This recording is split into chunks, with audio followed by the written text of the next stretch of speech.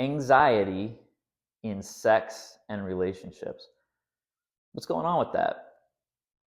This is something that I've been dealing with my whole life, particularly in my younger years, um, and kind of bumbling through the world of sex and relationships and intimacy in my teen 20s and 30s, and even into my 40s, believe it or not.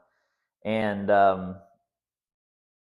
I've come to a place where I've really embraced more and matured more, found ways to let go of the anxiety, to be grounded, to be in flow with myself and my body, and to develop a connection with a partner. Thank God, because anxiety is rough. On top of that, if we go the pharmaceutical route and we take antidepressants, some of which also help or propose to help anxiety, reduce those symptoms, they can create other problems, side effects for men specifically, uh, like a drop in libido, a drop in the ability to have an erection or to have the type of erection that you would like. So, what do you do with that? Um, when I was first becoming sexually active, I was on Prozac. I was taking Prozac for, gosh, 3, 4 years probably by that time. And I was super stressed about performing. And I had experiences where I was not aroused, and gosh, that's not fun, right? And so um, I've been on a mission to deal with anxiety and find holistic, healthy ways to manage anxiety and stress. The other thing is we have uh, traumas, traumas from childhood, our teenage years, our relationships that we've been in that haven't worked out, or even if we're still in a relationship that is like challenging, likely there's some relationship trauma. And so the anxiety you feel could be related to a trauma that you had, and therefore like your past is in your present within a relationship, even a new relationship where there's seemingly no reason for it to be there, right? And again, that's frustrating to you. It's frustrating to your partner potentially, um, and I think it creates intimacy, though opportunities for intimacy, anyways, to talk about it. Because if you're an anxious person and you're in a relationship or a sexual situation, um, there's probably a good chance that the other person also is a bit nervous or has their own anxiety or their own traumas from the past. So it's like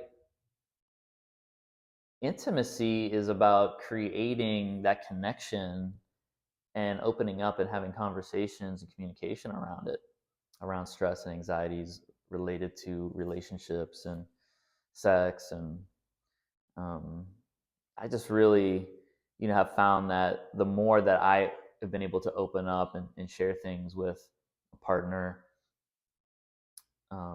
around these topics, the deeper the intimacy goes. And the less stress, the less anxiety I have. So yes, you can. There are things that you can do individually to reduce your stress and reduce your anxiety. And I guess you're hearing that I'm using both words, stress and anxiety. Um, they're pretty much interchangeable, in my opinion.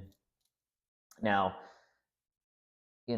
there are different levels on the spectrum of of anxiety. There's um, nervousness, there's worry, there's like clinical anxiety, which also usually includes the worry and the nervousness. And then at the far end of the spectrum, There's paranoia, where it's like the anxiety is so out of control, and so severe that it starts to mess with your perceptions of reality, And I've experienced the gamut, I would say, in my life, especially in my younger years. Therapy, learning tools to manage anxiety brings a severe level of anxiety and panic, and on the far end, paranoia, back to the more like mild experiences of nervousness and worry. And we want to even get to like really minimal, right, in our work, uh, to a point where, yeah, there's stress that we experience, there's nervousness at doing new things potentially out of your comfort zone, and that's all okay. That's part of the human experience. Anxiety in sex and relationship has a lot to do with our distrust of ourselves and our connection with God. Anxiety in general is the fear of the unknown, the fear of the future. It can also develop itself as suppressed, um, uncommunicated things that we'd rather kind of like sweep under the rug, not talk to a partner about, um, or in general, like, you know, we could have anxiety in all kinds of different areas in life, right? Like with work, school, and so on. And a lot of times we're just in a distrustful place that we have the capacity to be okay, through these different experiences of life, whether it's driving a car or taking a test or going on a first date or having the opportunity to have sex for the first time with someone. These are just examples. Going first day of the job, or you have a presentation, or a project you're working on. All these things, we get caught up into the circumstances of it and the fear of, am I good enough? Um, and that leads to this anxiety and this panic potentially. And the panic is when we're really ungrounded. So that's why a lot of times I invite clients to learn grounding exercises, breathing exercises. You want to really get into your body more and connect to the energy grid of the earth. We have an energy grid in our bodies, meridian system or channels. Yeah, that's all real. And we're energetic beings, and we can cut ourselves off or be unaware of that, and that's okay. But when we become aware of it and we utilize it and practice it and open ourselves up to our connection with the earth, for example, Gaia, um, gosh, we become like supported energetically in such a beautiful way. You add spirituality to the mix, and you have a connection to God. Your energy centers and your energy grid is open to God filling you up.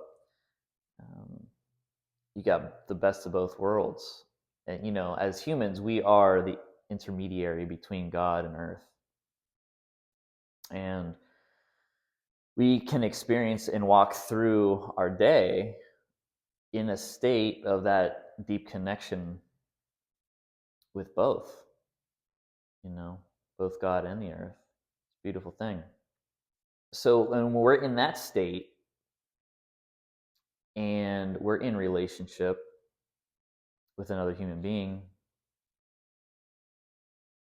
especially if we're able to be open about it, and this is just like our natural way of being, and the other knows it, they don't have to know it that you're like on this path, but I recommend being with people who are on the same path as you, or conscious and interested in such things. You have the opportunity then to relate in a way that's loving and powerful and peaceful, and not as nervous and anxious as maybe you once have experienced yourself. And this is, these things take time to develop, yet it's also like right there. It's like one step away. We can just get into a practice, a spiritual practice, or a grounding practice, and experience a shift change, you know, pretty quickly. So, that's what I do with my clients. And I'm also uh, offering a program for men, a course for men called Sacred Sexual Man, where we actually, you go through an online course. We also have weekly meetings, and it's an opportunity to really get a handle on anxieties. And for men, for example, anxieties around intimacy, like sharing ourselves emotionally, also sharing ourselves sexually, performance anxiety. Those things are, part of what we cover, what I cover in Sacred Sexual Man, and also the practices that are available specifically to get into your body, get in touch with yourself, learn how to cultivate your aroused sexual energy, to have a relationship with yourself, emotionally and sexually and spiritually, and um, develop yourself to be a man who has the interactions with your partner, the people that you're dating, um, in a way that is loving and powerful and sacred. Really coming from an integrated place. So I invite you to take a look at that. There will be a link in the description for you to find more information on that and to register. Much love to you guys. If you have any more uh, like questions about anxiety with sex and with relationships, please let me know. I'd love to talk more specifically even on these topics. So you're welcome to you know write a note here in the comments, or on my website. There's an email form at sacred-psychotherapy.com in the contact page. Right. So much love, and I'm out.